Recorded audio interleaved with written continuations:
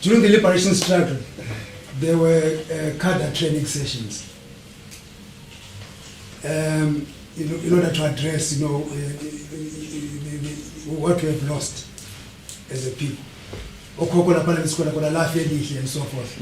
Those cadre training sessions were meant to address those problems and our losses, and actually to repair or to resurrect our nation, to uplift our nation. In short, are there any, at the moment, drafts of cadre training sessions which are to take place nationwide? Sure. Thank you. Yes, well, political education constitutes the core of the political program of the EFF, because we know that every revolution depends on both quality and quantity. You may have a lot of masses, but if there is no quality of a special detachment of cadres, then you are not going anywhere. So we've got a political education unit in the EFF which has got a clear program of educating each and every branch of the EFF about the program to take the revolution to its logical conclusion. And I agree with you that practice without theory is a disaster.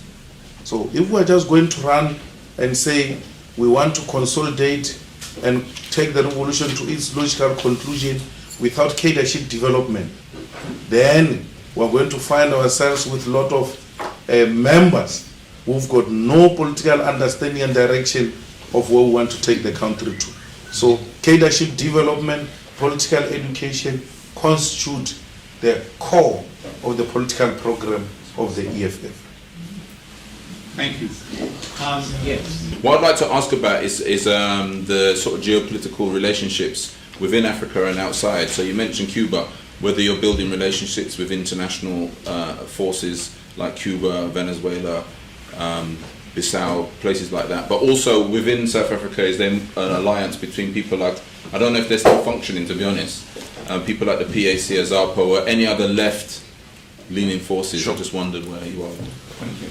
Absolutely. The EFF was formed in July 2013, and then immediately had to fight elections which were held in 2014. And it got elected straight into parliament. It had to fight to position itself in the South African parliament. And now we've come to a conclusion that we've now understand the systems there in parliament. Next year we must fight local government elections. So getting out of the country has been a difficult thing, because we've had a back-to-back program to try and consolidate this formation, build a strong a grassroots type of a political formation. And we're happy that we've done that work. So it is our first official program to now start going out to reach out to the international communities. You will understand why the first trip goes to the headquarters of the colonial masters, because that's how the whole thing gets to be designed. The first point of entry when you leave your country, you go and check those who constitute the economic structure of your country and say, this is who we are. Don't just read about us through headlines and newspaper articles. This is what we represent. And once you've spoken to the economic power of South Africa, which is based here, then you can now go to other countries. The second trip will be to go through the whole of Southern Africa. Because before we even go anywhere, we ought to meet our neighbors and say, here is the future government of South Africa. We must consolidate the relationships now so that we can look after each other moving into the future. So immediately after that, then we'll then go into all those places. I've been to Cuba in my previous life. as a born again, I wouldn't want to. So I've been to Cuba, I've been to Venezuela, I've been to strategic countries. We've got contact in those countries. But what is important is that international solidarity should be part of our struggle, because South Africa doesn't exist in isolation, particularly consolidation of relations in Africa. The whole continent should be the playground of the EFF, and even inspire many more young people in the African countries, because we need EFF type of political formations everywhere in Africa. Like these ones who are paying colonial tax. Imagine if the EFF was there. We would have put that matter firmly on the agenda of the nation. The whole country would have debated the importance of paying or non-paying of such tax. And I can guarantee you that would have successfully influenced society to vote for the removal of such things. So we need to start building youth activism and a commitment by young people in the whole of Africa, so that we consolidate the struggle. It was very disheartening to note that South Africans did attack fellow Africans from Zimbabwe, Nigeria, and a whole lot of other nations in an economic scramble. Now, these are the people, as you know, who help you to liberate your country. And I stand corrected, but I have read somewhere that you were one of Zuma's vociferous opposites. What do you have to say for misleading the people of South Africa? Thank you. No, I think that I've long apologized to the people of South Africa for having supported the wrong person. And I said to the people of South Africa, I'm going to work very hard to remove this man. So we correct the mistake we've committed. And our work, part of what we do is to exactly to undo the mistakes we've committed. And the xenophobic attacks in South Africa, we're in the forefront of stopping that. We're in the forefront of supporting our own brothers in South Africa who were displaced by xenophobic attacks. In the camps where the African brothers were kept, I think I was the only one who was always welcomed by the African brothers, because they knew we were genuinely representing them. I remember there was a point where I went to one of the camps in Durban there, and when I was addressing the African brothers, Minister of Social Development came with food and blankets and all those things, and tried to give them on the side. And those African brothers said to them, hey, you're going to wait until we finish what we're doing here. We then sent EFF structures to be part of integrating our African brothers into and sisters into South African communities, because we didn't agree with the proposal that everybody else must be driven to their own countries, especially those who voluntarily want to leave, because there is nothing called voluntary. During that time, people were leaving because they were being intimidated by the people of South Africa. And then Zuma established some unit of police and soldiers which went to hostels. They were saying they are stopping xenophobic attacks, but we realized they were now targeting the so-called foreigners, because they will go into those places and then take our foreign brothers and put them into police vans and then take them out of South Africa. We challenged that in Parliament and said it has to stop, because you introduced this unit saying you are going to fight South Africans who are fighting our fellow African brothers and sisters, but now you are using this unit to commit wrong things. And ultimately that unit was dismantled, and our African brothers and sisters were now integrated back into the communities. The good thing is with politics is that there's nothing called a mistake. We learn from those things.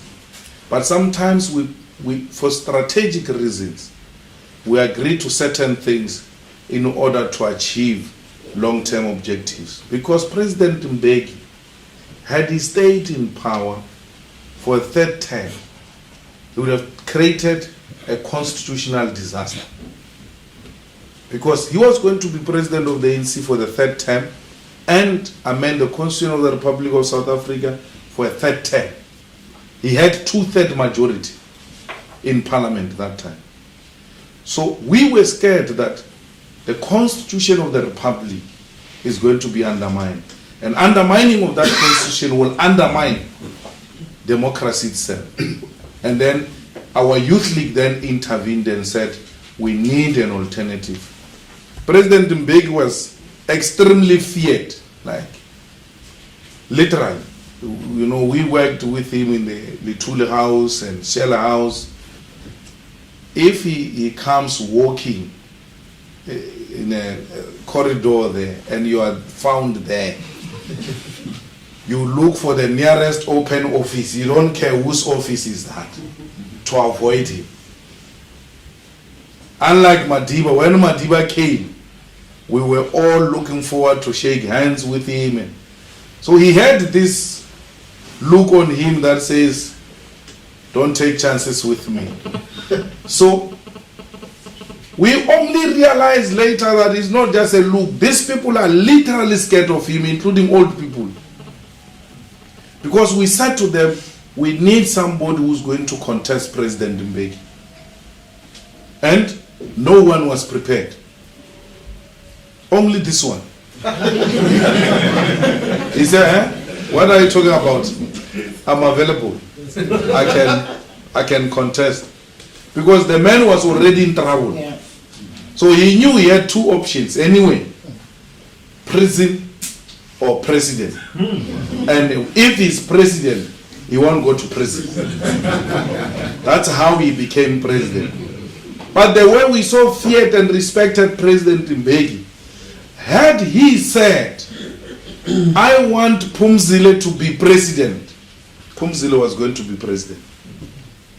It didn't make sense when he said him.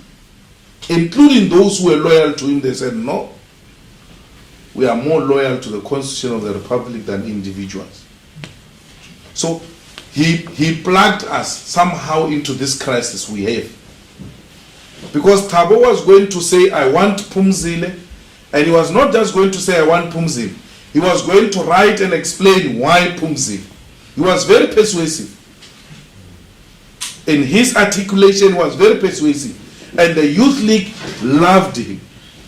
We had to dump him and find ourselves in alliance with the Communist Party and COSATU against Thabo Mbeki because we didn't want a third term. We wanted to maintain the constitution that says presidents will only serve 2 terms. That's how Zuma became president. A terrible accident of history.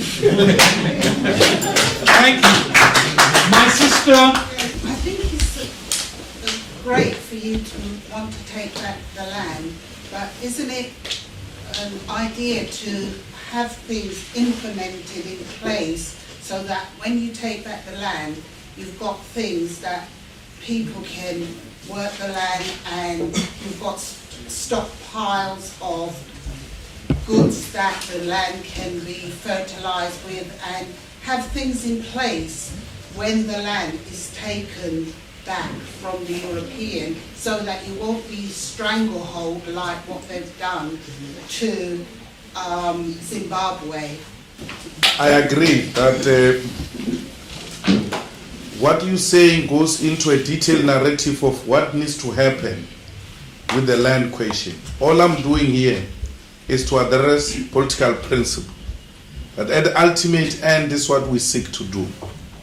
And then we'll work on a detail of how do we make sure that the expropriation of land does not plug the country into an economic disaster. And we shouldn't take the land and say we want to give it to our people and only to find that we are setting them up for failure. But it cannot be postponed for far too long now, because it's almost 21 years now. Nothing has happened. Nothing has happened. And including a simplest thing of settlement, land for settlement.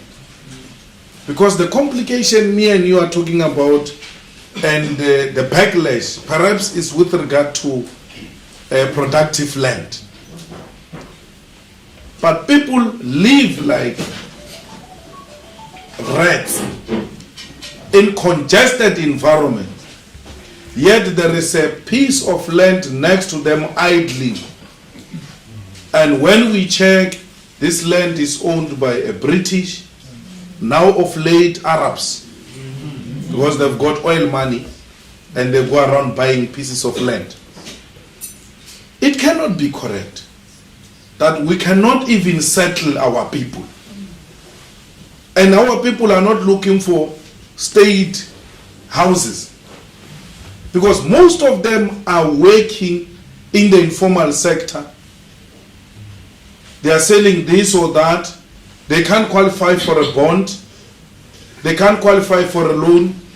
But a man from hardware shop can afford to give them a building material on credit because they've got relationship with the local shop. If you give them a land for settlement, many of them have proven that they build beautiful houses far much better than the houses provided for by government. They've actually been waiting for a land. They were not waiting for a house from government. They only ask for services like water, storage, the sanitation, electricity, roads, clinics, schools. We failed to even just allocate a simple thing, land for settlement. People live in congested environments. It's not a joke. If you go to Alexander is the township just after Asante. Upper life, this up, this side of the road. This side of the road, lower, extremely lower. And then next to that lower life of an area where people live in congested environment, they've got big rats that chases cats, not the other way around. Not the other way around. Those people next to them, there is plenty of land. It can't be tampered with. It's owned by so and so. I don't want land for politicians. I don't want land for the politically connected. I want land for the people of South Africa. Yeah. Let them choose where they want to stay. Let it be their choice. Then we come to the phase of productive land. Perhaps at that time we would have developed sufficient capacity to give those people the necessary tools to work the land, like tractors, the seeds, the water irrigation schemes, and the necessary technology and qualified individuals who know what is required to produce this or that. Definitely, I agree with that point. We're not just going to give people land and the next thing they can't use it. They end up being tempted to sell it back to the white man because they've got no skill to work the land. And all these tools must be provided for by government. Because I can tell you now, you cannot, farming is extremely expensive in South Africa. Extremely. Why is it expensive? The white right-wing Afrikaners, they want to ensure that it remains their terrain and no one enters that space. So deliberately, you take a decision that agriculture is a priority, is going to be state-funded, and everyone else who produces farming equipment, you need to justify your price. Why must we pay so much for this? Because we are going to buy these things and or establish industries that are going to produce the same equipment you need for farming in South Africa and make it doable and make it affordable, and then open the African markets and international markets for all those who are farming in South Africa. It's doable. I know that if we invest in land, we'll produce a lot for our people. Without land, we are nothing. We can theorize anyhow we want. We can talk mines, we can talk technology, we can talk anything. It will never happen if you don't have a piece of land. So land is at the center of everything. That's why even the settlers, when they arrived in South Africa and Africa, the first thing they did was to take the land. They didn't take cattle first and land later. They took the land because they knew with the land all shall follow. The strategy must be the same. Bring the land, all shall follow into place. I can tell you I will come back here after some years to celebrate the success of Zimbabwe. Zimbabwe is going to be one of the best African states. There is too much potential. Land is in the hands of black people. Zimbabweans must just do the right thing, and they know what needs to be what needs to be done. Once that is done, that place is going to be the best. Actually, what is happening in South Africa will be happening in Zimbabwe, because Zimbabwe will be a liberated zone of Southern Africa. Thank you very much.